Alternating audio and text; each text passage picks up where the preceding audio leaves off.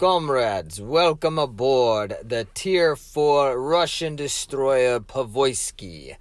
Now, I did preface in the last video that I would play this thing kind of like a pocket cruiser, but in this video, I kind of play it like both a destroyer and a cruiser at times, so you'll kind of see the differences between the two. Gameplay below if you'd like to skip all the stats, but here we go. We're taking out Vladimir Trubetskoy, who helps reduce incoming damage to our destroyer because you don't have a lot of hit points and the armor's very weak, so that helps.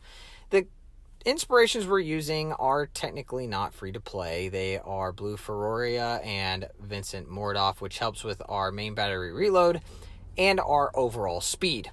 Observant Rage in the first slot, Mortar in the second, not taking concealment, increasing the effectiveness of our guns, and Twist and Track, which gives us a bearing locator and helps with our turret rotation, Smoke on the Water for dispersion time, and for our smoke, and Unstoppable so that if our engine gets knocked out, we can still maneuver. Aiming Systems Mod 1 in the first slot, we still have the same consumables as in the Tier 3, a smoke and a engine boost, which only gives an 8% boost. So looking at the actual stats, we have 12,700 for our hit points.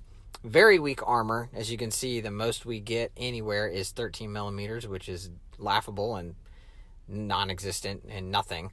Not a strong suit of this line. The artillery, though, check this out. 5 guns like in the Iziaslav. However, the millimeters have jumped to 130 millimeters.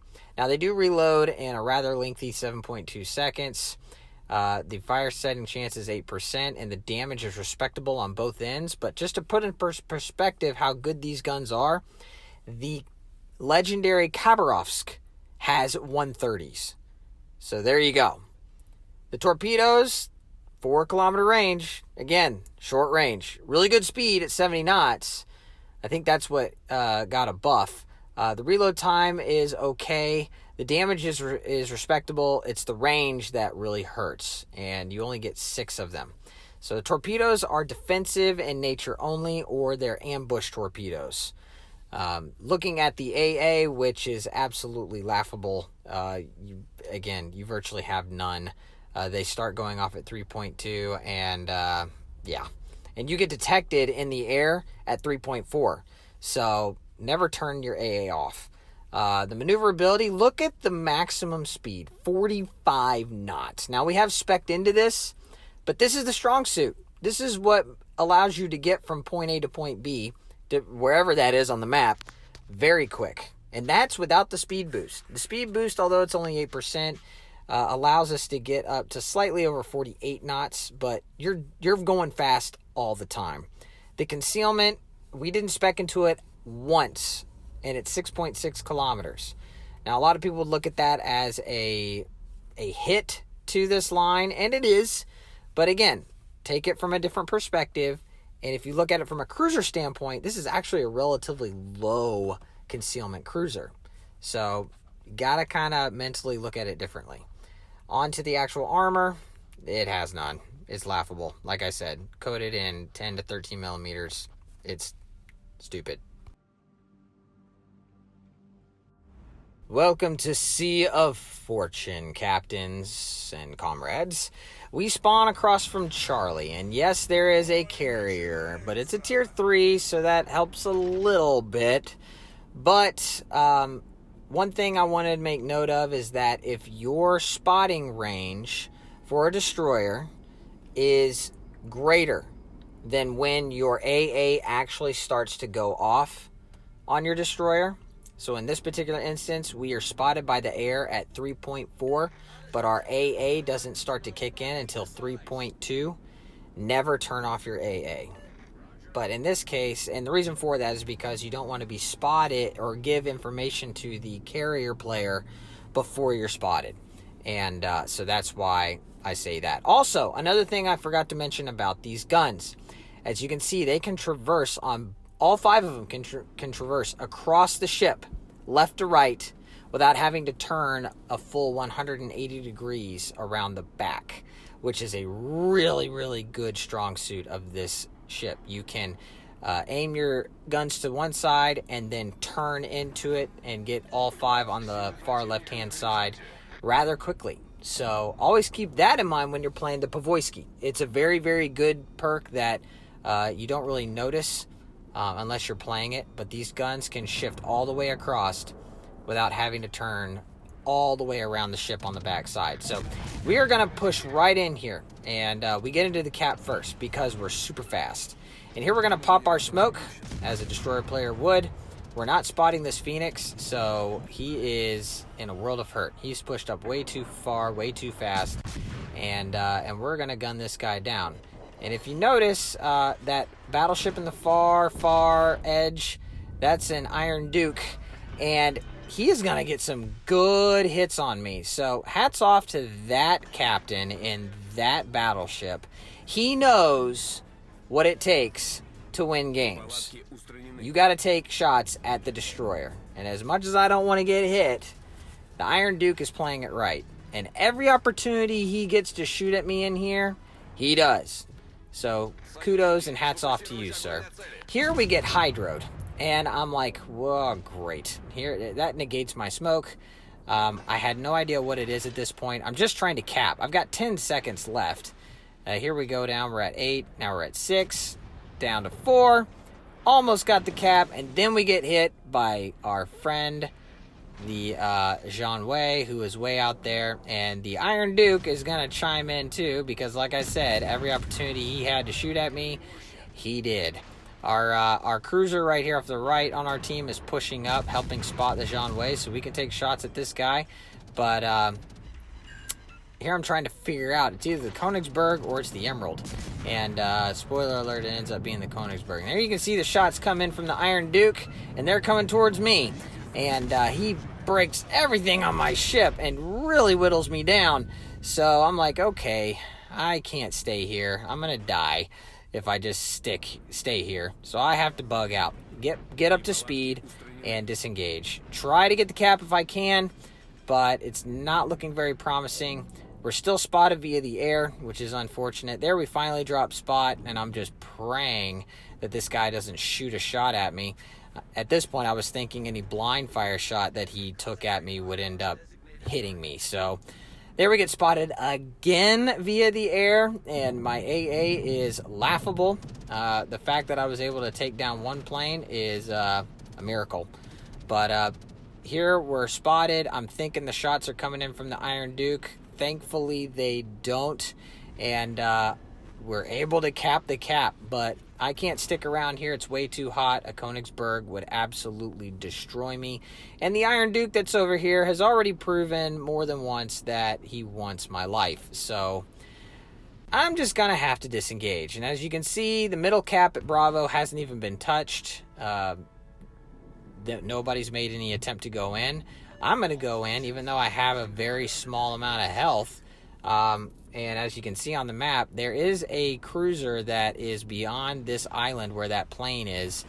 And that is the Emerald. And he's just kind of sitting here, not really doing anything, but he can be a huge problem to us. His short fuse AP rounds can absolutely shred us if we're not careful. And we don't have our smoke at our disposal. So here I'm thinking, well, as much as these torpedoes aren't the greatest, we could technically ambush this guy, especially if he starts to move in. Me going into the Bravo cap kind of signals to this guy that I'm here, so I kind of want him to move forward so I can start utilizing these torpedoes. So we shoot off one shot and just kind of waiting to see when I can shoot the next one, and we do. Now we get back up to speed, and I'm just hoping this guy's not going to focus us. We take a shot with AP and get a Citadel, and this was a mistake by the Emerald. Instead of shooting us with his guns, he decides to launch a full wave of single-fire torpedoes our way. If he would have just shot us with his guns, I think our game's over. And that, to me, just kind of shows that that was a little bit of a rookie mistake.